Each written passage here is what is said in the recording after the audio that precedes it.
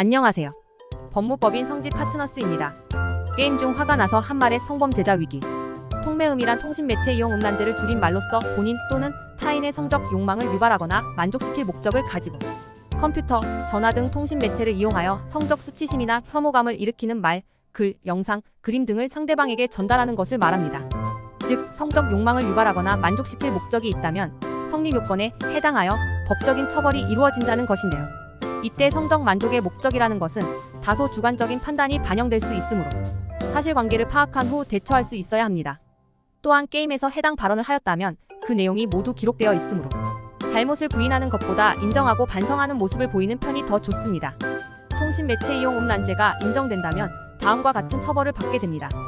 성적 욕망 유발 또는 만족을 위해 통신매체를 이용하여 타인에게 수치심을 주었다면 2년 이하의 징역이나 2천만 원 이하의 벌금형이 선고됩니다. 최근 게임을 포함하여 온라인을 통해 타인과 접촉하는 일들이 빈번해지면서 롤통매음 사건에 연루되는 사례가 증가하고 있습니다.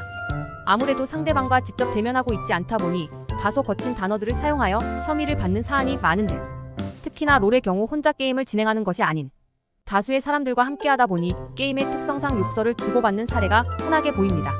이때 단순 욕설이 아닌 성과 관련된 단어를 상대방에게 사용하였다면 통신매체 이용 음란죄에 해당하여 상단에 명시된 형을 선고받을 수 있습니다. 근래에는 합의금을 노리고 일부러 롤통매음을 하도록 유도하는 사람들도 있습니다. 간혹 사건을 빨리 무마하고 싶은 마음에 섣부른 선택을 하는 경우도 있으나 잘못이 없음에도 합의를 하게 된다면 오인하게 될 수 있으므로 법률적 검토 없이 합의를 진행하는 것은 지양합니다.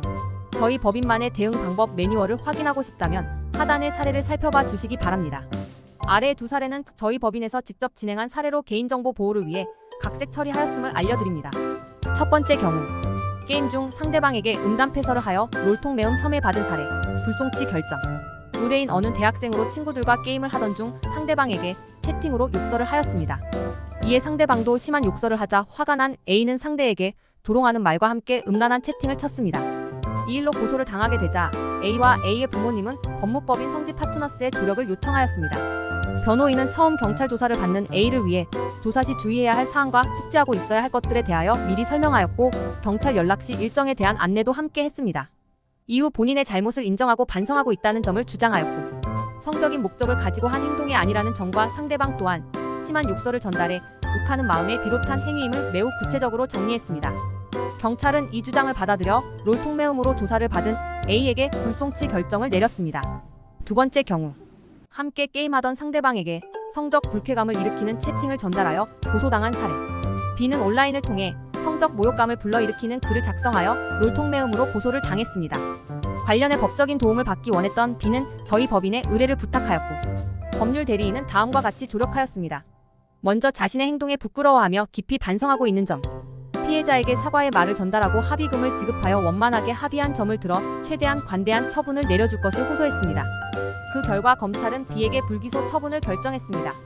해당 사건의 경우 B가 수십 차례에 걸쳐 음담패설을 하였기에 실형 가능성을 배제할 수 없었습니다. 그러나 적절한 시기에 조력을 요청하여 비교적 가벼운 처분을 받을 수 있었습니다. 롤통매음은 그 특성상 큰 범죄라 인식하지 못한 채 행하는 경우가 많습니다. 그렇다 보니 초기 단계에 제대로 대처하지 못해 부정적인 결과를 보는 사례도 적지 않은데요. 형사사건은 첫 조사부터 철저하게 대응해야 하는 만큼 사전에 확실하게 준비하여 선처의 가능성을 높여 보시기 바랍니다. 온라인 성희롱으로 법적 준비를 고려하고 있는 분들을 위한 내용은 여기까지입니다.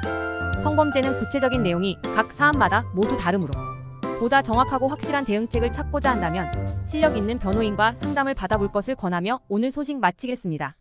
이상 법무법인 성지 파트너스였습니다. 감사합니다.